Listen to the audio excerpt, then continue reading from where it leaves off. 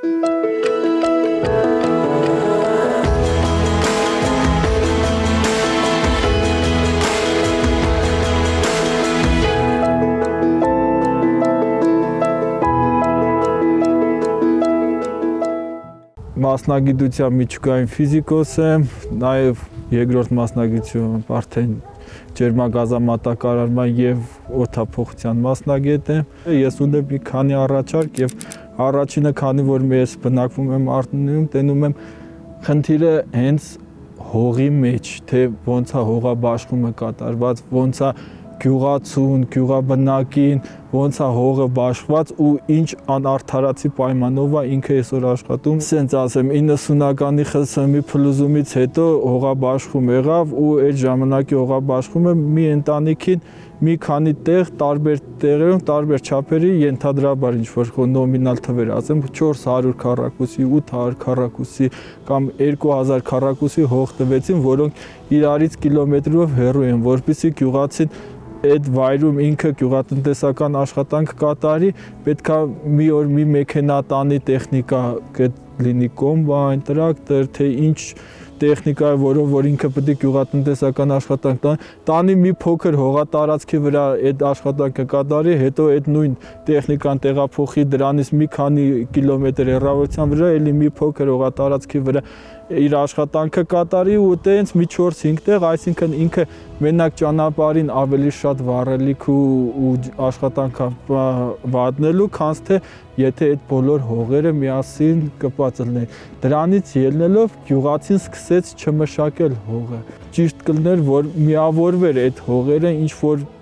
պայմանով, ինչ որ առաջարկություն աներ երկիրը այդ գյուղացուն, որ այ գիտեք, դուք չեք մշակում ձեր հողը, բերեք հողը տրամադրենք X անձին, որը մշակում է, նա իր եկամուտից ձեր ինչ որ մաս կտրամադրի կամ չգիտեմ, ձեր գոնե գույքա հարկը ինքը կմուծի հողի հարկը։ Դուք ձեր մնացեք սեփականատեր, բայց այդ մարդը խոսքի այսօր ունի 80,000 քառակուսու պահանջարկ, բայց չի կարում 80,000 քառակուսի պահանջի, որ իր գյուղատնտեսական ծրագիրը առաջնորդվի, ծրագրով առաջնորդվելով իր բիզնեսը առաջ տան։ Դրա համար այդ մարդուն պետքա օգնել։ Երկրորդ առաջարկս վերաբերվում է կրթությանը։ Կրթության ոլորտը այսօր մի քիչ շատ ռադիկալ վիճակում է, կամ բացարձակ երազանցիկ են, կամ շատ բան, միջինա շատ քիչ է։ Ես առաջարկում եմ, որ ընդունելության քննության այդ անցողիկ շեմը բարձրացվի, որպեսզի այն մարդը,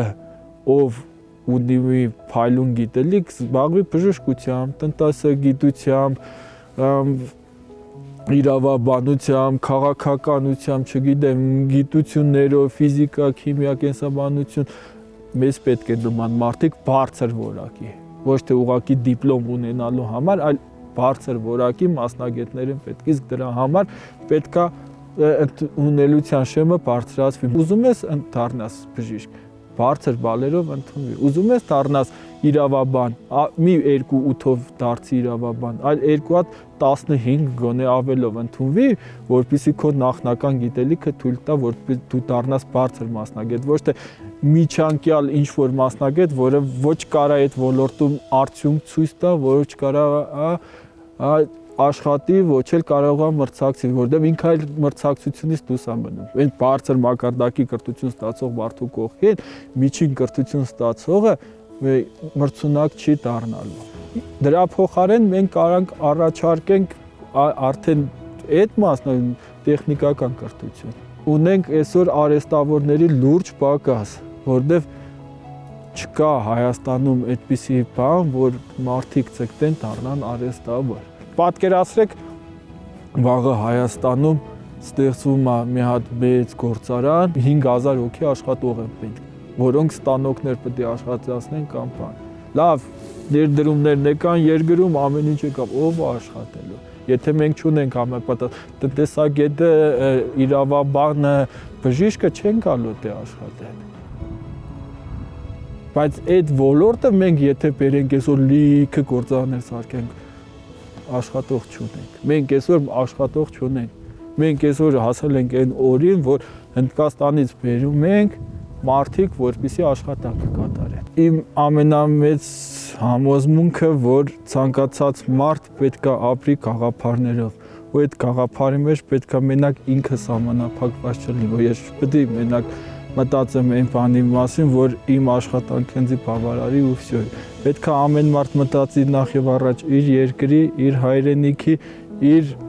ազգակցի, իր հայրենակցի մասին, դրան եթե բոլորը լավ լինի, ինքն էլ լավ կլինի։